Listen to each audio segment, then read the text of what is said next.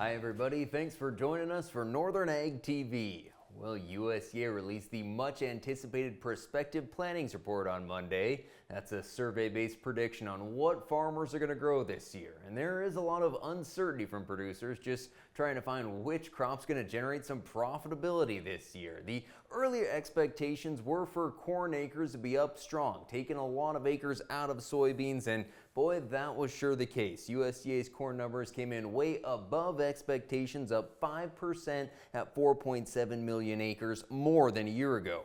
Soybeans were down more than expected, off 3.6 million from last year, but the biggest surprise to me was wheat acres. They were forecast a little higher, but actually came in 1 million acres lower. Winter wheat acres adjusted slightly lower, spring wheat down 600,000, and durum a little lower as well.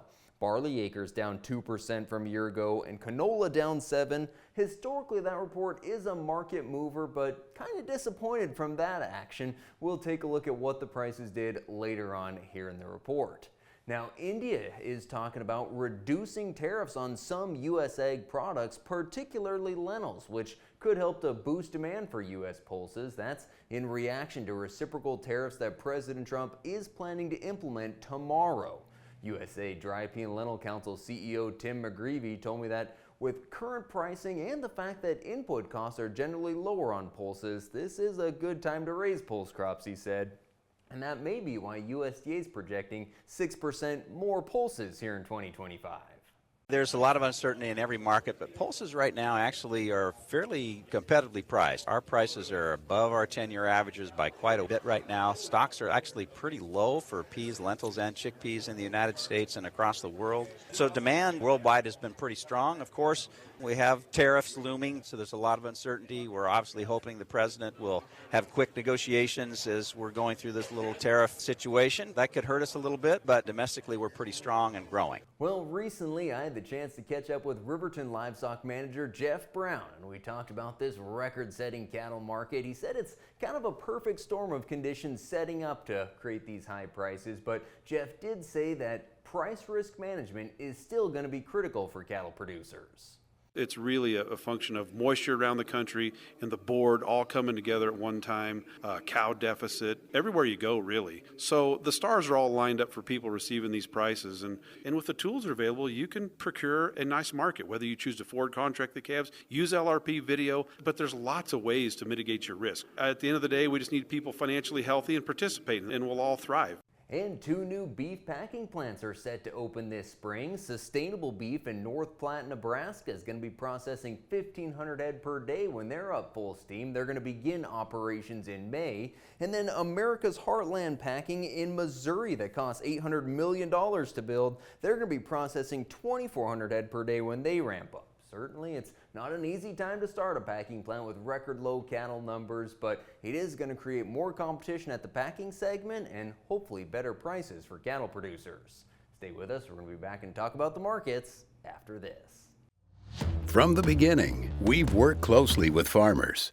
BNSF's ties to the agricultural community go back 175 years. Together, we've innovated to make the U.S. agriculture supply chain one of the most efficient and productive in the world. Our strong relationship powers BNSF still today and helps us move the nation like no one else can. At BNSF, we move the nation for you.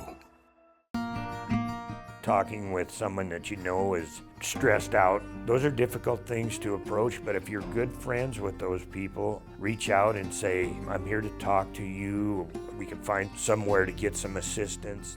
It's hard to get involved, but at the same time, you want to just say, hey, there is help available.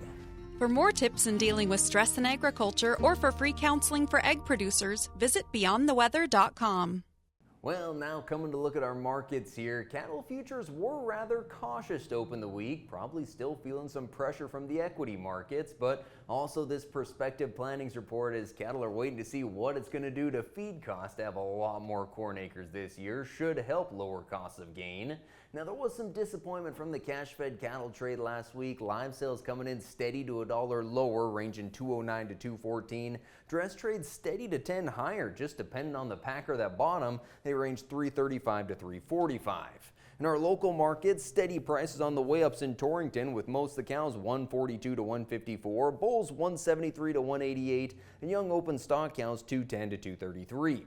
In St. Ange, upper 6-weight steers sold from 328 to 341, 7-weights 309 to 318, and for the heifers, 5-weights bringing 320 to 344, 6-weight heifers 286 up to 327.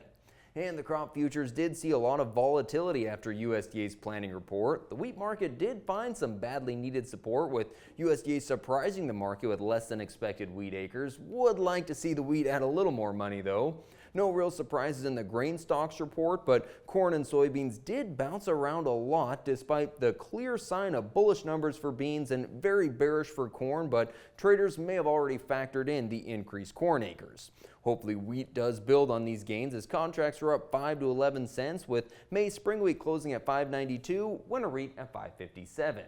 Well, that's going to do it for today's report. Thanks for joining us and have a great day.